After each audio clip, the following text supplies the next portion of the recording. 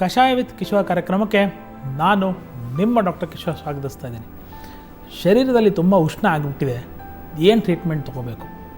ಇದಕ್ಕೆ ಸರಳವಾದಂತಹ ಉತ್ತರ ಕಷಾಯಗಳು ಪೇಯಗಳು ಏನಿದೆ ಇವತ್ತು ನಾವು ನೋಡೋಣ.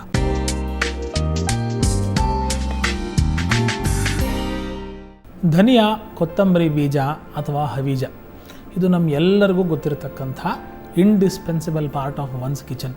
ಅಡುಗೆ ಮನೆಯಲ್ಲಿ ಇದಿಲ್ಲದೆ ಯಾವುದೇ ಕೆಲಸ ಆಗೋದೇ ಇಲ್ಲ ಅಂತಕ್ಕಂಥ ಪ್ರಮುಖವಾದಂತಹ ಪಾತ್ರ ಸ್ಥಾನ ವಹಿಸ್ತಕ್ಕಂಥ ದ್ರವ್ಯ ಅಂದರೆ ಈ ಕೊತ್ತಂಬರಿ ಬೀಜ ಅಥವಾ ಧನಿಯಾ. ಇದನ್ನು ನೀರಿನಲ್ಲಿ ಇಡೀ ರಾತ್ರಿ ನೆನೆ ಇಡ್ತಕ್ಕಂಥದ್ದು. ಸುಮಾರು 10 ಗ್ರಾಮಿನಷ್ಟು ಧನಿಯವನ್ನು ಅರ್ಧ ಲೀಟ್ರ್ ನೀರಿನಲ್ಲಿ ಇಡೀ ರಾತ್ರಿ ನೆನೆಸಿ ಇಡ್ತಕ್ಕಂಥದ್ದು. ಬೆಳಗ್ಗೆ ಎದ್ದ ತಕ್ಷಣ ಫಿಲ್ಟ್ರ್ ಮಾಡಿ ಈ ನೀರನ್ನು ಕುಡಿತಕ್ಕಂಥದ್ದು. ಭಾಳ ಸಿಂಪಲ್ ಎಟ್ ಪವರ್ಫುಲ್ ಟೆಕ್ನಿಕ್ಕು. ಶರೀರದ ಉಷ್ಣತೆ ಅಥವಾ ಇನ್ಕ್ರೀಸ್ಡ್ ಪಿತ್ತ ಅಂತ ನಾವೇನು ಹೇಳ್ತೀವಿ ಅದನ್ನು ಕಡಿಮೆ ಮಾಡಲಿಕ್ಕೆ ಭಾಳ ಸಕ್ಸಸ್ಫುಲ್ ಟೂಲ್ ಅಂತ ಹೇಳ್ತೀವಿ. ಎರಡನೆಯದು, ಈ ಧನಿಯಾ ಹೇಗೆ ಉಷ್ಣವನ್ನು ಕಮ್ಮಿ ಮಾಡುತ್ತೆ ಅಥವಾ ಬೇರೆ ಇನ್ಯಾವ ದ್ರವ್ಯದ ಜೊತೆಗೆ ಇದನ್ನು ಉಪಯೋಗ ಮಾಡ್ಬೋದು ಅಂತಕ್ಕಂಥ ಯೋಚನೆ ನಾವು ಮಾಡಿದಾಗ ಮಜ್ಜಿಗೆ ಯಾವತ್ತಿಗೂ ಸದಾಕಾಲದಲ್ಲೂ ತಂಪು ಅಂತ ಕರಿತೀವಿ. ನೀರು ಮಜ್ಜಿಗೆಗೆ ಧನಿಯಾ ಪುಡಿಯನ್ನು ಹಾಕ್ತಕ್ಕಂಥದ್ದು, ಅದರ ಜೊತೆಗೆ ತಾಜಾ ಕೊತ್ತಂಬರಿ ಸೊಪ್ಪನ್ನು ಕೂಡ ಹಾಕ್ತಕ್ಕಂಥದ್ದು.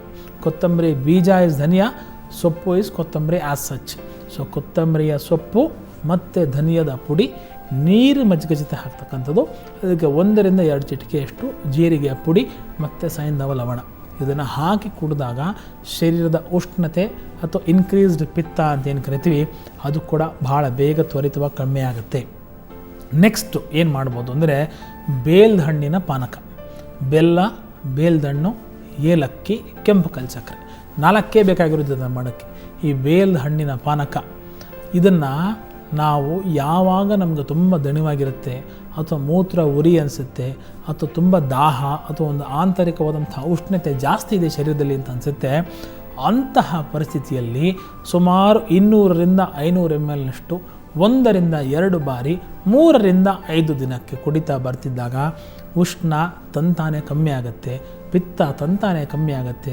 ಶರೀರದ ಸ್ವಾಸ್ಥ್ಯತೆ ತನ್ನ ಸುಸ್ಥಿತಿಗೆ ಸದಾ ಕಾಲ ಕಾಪಾಡ್ಕೊಳ್ತಕ್ಕಂಥ ದೃಷ್ಟಿಕೋನದಲ್ಲಿ ಈ ಕಷಾಯಗಳು, ಈ ಮನೆಮದ್ದುಗಳು ಕೆಲಸ ಮಾಡ್ತವೆ ಅಂತಕ್ಕಂಥ ಮಾತನ್ನು ಹೇಳ್ತಾ ನಾಳೆ ಮತ್ತೊಂದು ಮನೆಮದ್ದಿಗೆ ಮತ್ತೊಂದು ಪರಿಹಾರವನ್ನು ತೊಗೊಂಡು ಬರ್ತೀನಿ.